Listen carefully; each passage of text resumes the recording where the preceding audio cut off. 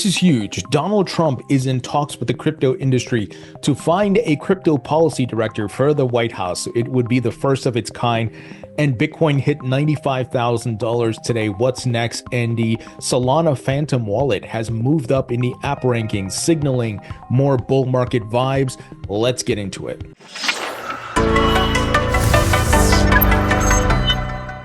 Hey everybody, welcome into the Thinking Crypto podcast, your home for cryptocurrency news and interviews. I'm your host, Tony Edward. On your way in, please hit that subscribe button as well as the thumbs up button and leave a comment below. If you're listening on a podcast platform such as Spotify or Apple, please leave a 5-star rating and review. Folks, today Bitcoin hit $95,000. It broke through 94, then touched 95. But right now it cooled off a bit. It is at $94,305. We are so close to 100,000. Man, it's so close.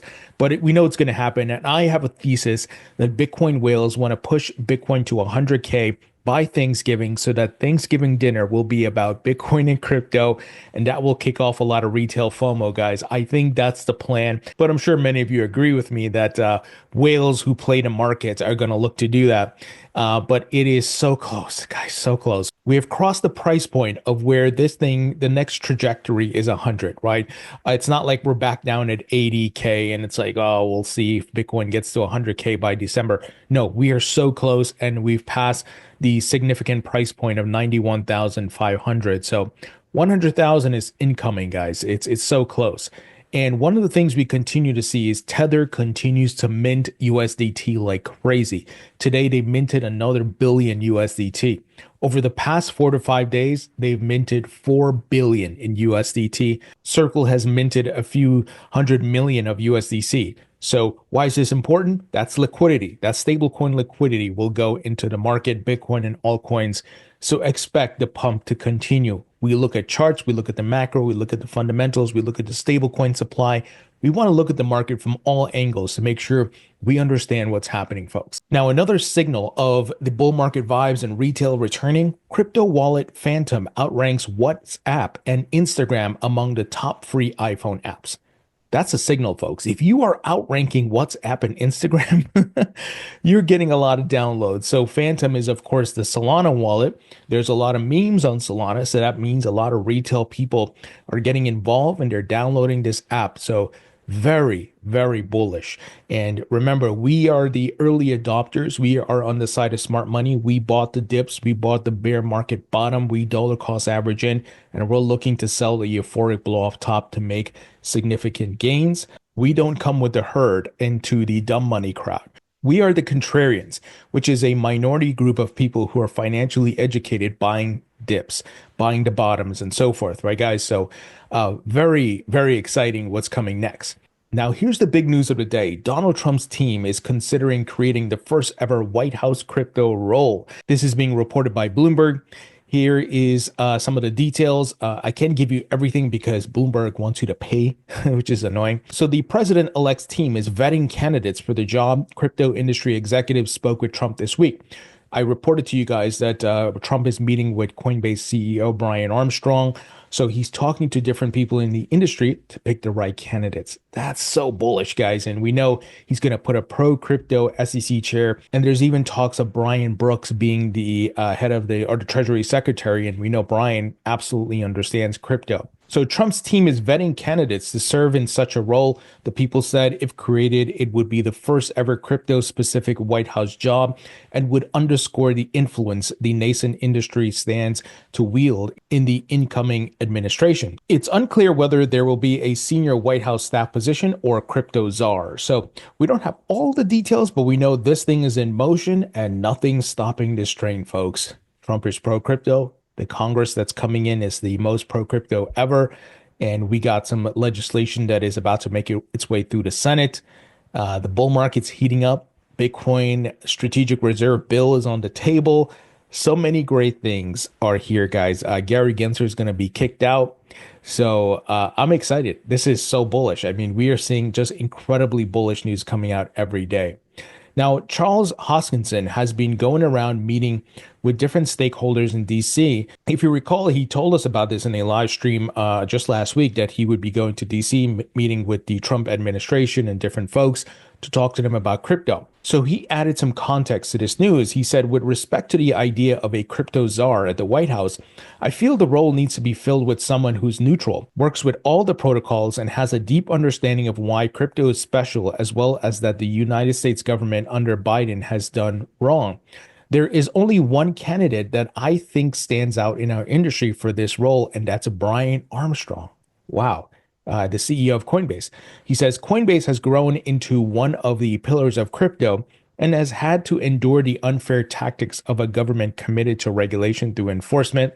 I know he would build a broad tent coalition to bring the industry together and help us get the government rallied behind real action, including passing new laws.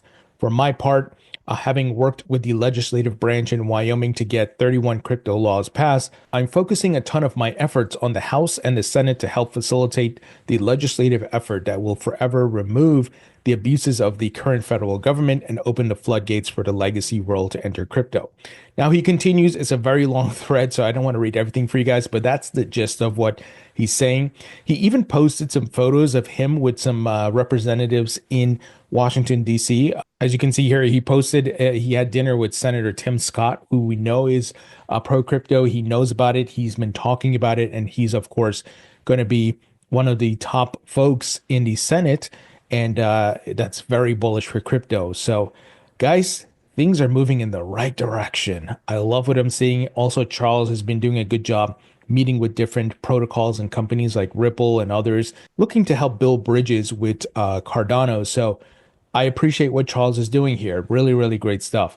And I think it's important for Charles to do this because here's something I'm worried about. And I've spoken to different folks off the record about in DC.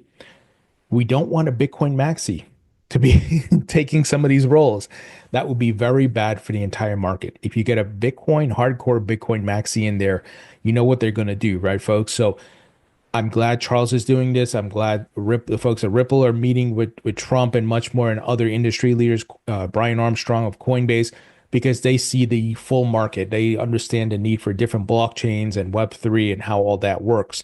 So we have to watch out. We don't want any Bitcoin maxis going in there. You know what they're going to do, folks. So this is a very smart move by Charles. Now, here's some interesting news coming out of the SEC. Checks in the mail, SEC to partially reimburse investors in online advertising blockchain startup Bitclave.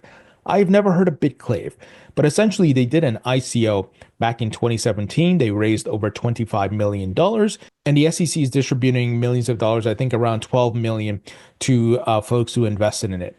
Now, here's the thing. I don't have all the details here. However, if the SEC just went after them for doing an ICO, that's wrong because we don't have clear rules and there's tons of companies that did ICOs. If the SEC went after them for doing fraud and or stealing people's money, then yes, the SEC is in the right position, protect investors, weed out scammers, right? But it doesn't seem like that's the case here. I think it's the former, and that is they just simply did an ICO. The SEC was like, oh, we don't like that. We're going to take you to court and we're going to take the funds and give it back to the users. So I don't know if the SEC caused this company to go out of business by doing that, right? We've seen the SEC go around shaking down companies, and that's not right. They need to provide clear rules of the road. They need to make a pathway for, like Hester Peirce suggested, a regulatory sandbox. Okay, you think your coin right now may be under or falls under the securities umbrella? You need to come in, register. We'll help you to get to a non-security place. You have to be more decentralized, yada, yada. That should be the process, right? There should be an updated Howey test and all these things because guess what? These tokens are distributed globally. They're on blockchains globally, and certain jurisdictions and countries view them as virtual currencies. So in the United States, there's securities, but in every other part of the world, there are virtual currencies, and people outside the US can partake, but we can't. You can't have this nonsense. This is ridiculous. So we need to have clear rules, and we need to have the SEC and the US government work with these companies to figure this all out because it's bigger than the United States. And if you just go after companies in the US, but not outside, and you only stop users in the United States from using it, but in every part of the world they can access it, that's not fair, right? That is a nonsense. But like I said, the nuance here is that if this company was scamming people, if they defrauded people, they stole their money, whatever it is, like Sam Bankman-Fried or something, then they deserve to be punished, right? You break the law. but we need clear regulations. But we know that's coming. Congress has passed a bill out of the House. There's one that's going to be making it through the Senate, hopefully in the lame duck, if not in the middle of 2025, and stablecoin legislation as well. So things are going to be cleaned up, and all this craziness on the SEC is going to stop. So, but just let you guys know, I don't know if any of you participated in the Bitclave ICO, but apparently you would have a check coming to you. So we shall see. All right, folks, that's the news. Let me know what you think. Be sure to check out our sponsor, Uphold, a great place to buy Bitcoin and altcoins. I've been using them since 2018. They have 300 plus cryptocurrencies, a lot of great products. So check out the link in the description. Go sign up. Also, be sure to sign up for my free email newsletter on Substack. It's 100% free. And grab a copy of my book, Rethinking Crypto. It's available on Amazon in paperback and digital. Thank you guys for watching. I appreciate you all, and I'll talk to you all later.